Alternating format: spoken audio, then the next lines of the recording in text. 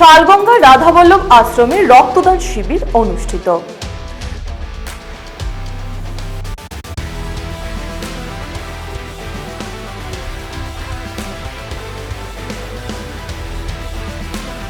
নমস্কার, আপনারা দেখছেন নববার্তা টুডের সঙ্গে আছি আমি সুস্মিতা।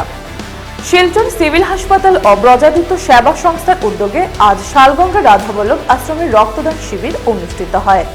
এতে 50 জন স্বেচ্ছায় রক্তদান করেছেন।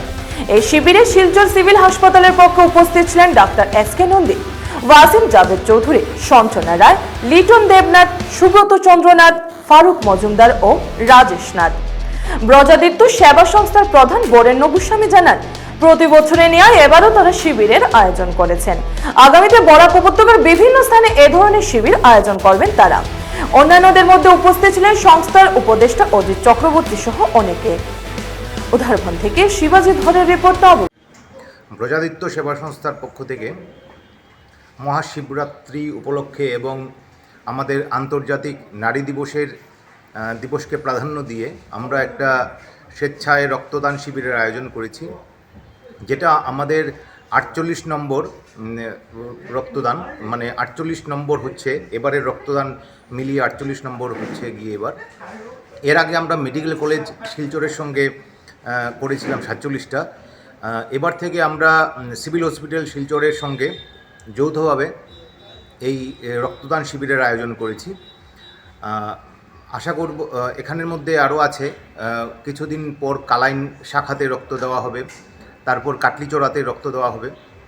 আসল কথা হচ্ছে গিয়ে দেখুন, রক্তদানের পক্ষে যেগুলো কথা আসে এগুলো বলতে খুবই বাধ্য আমি, কারণ রক্ত দিলে আমাদের কোনো অপকার হয় না উপকার ছাড়া। উপকারগুলো হচ্ছে গিয়ে অনেকগুলো রোগের হাত থেকে আমরা বাঁচতে পারি। দ্বিতীয়ত হচ্ছে গিয়ে 8,000 টাকার মতো একটা টেস্ট, যেটা ল্যাব টেস্ট করতে গেলে 8,000 টাকার প্রয়োজন হয়, সেটা আমরা বিনামূল্যে করতে পারছি এবং আপনাদের রক্তের গ্রহণযোগ্যতা বুঝতে পারছি। আসল কথা দেখুন, রক্ততে 4টে কম্পোনেন্ট থাকে।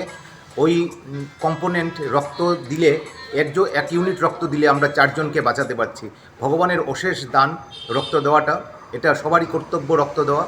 সেজন্য সবাই স্বতঃস্ফূর্তভাবে আমাদের সঙ্গে অংশগ্রহণ করুন, খুবই আনন্দ পাবো। আপনার নাম কি? বরেণ্য গোস্বামী। আপনারা কোন সংস্থার পক্ষ থেকে করছেন? ব্রজাদিত্য সেবা সংস্থা। এটা কোন জায়গায়? এটা শালগঙ্গা রাধাবল্লভ আশ্রম। ব্রজাদিত্য সেবা সংস্থাটা মানে কিসের অনুমোদিত বা কি? এটা ট্রাস্ট রেজিস্টার্ড।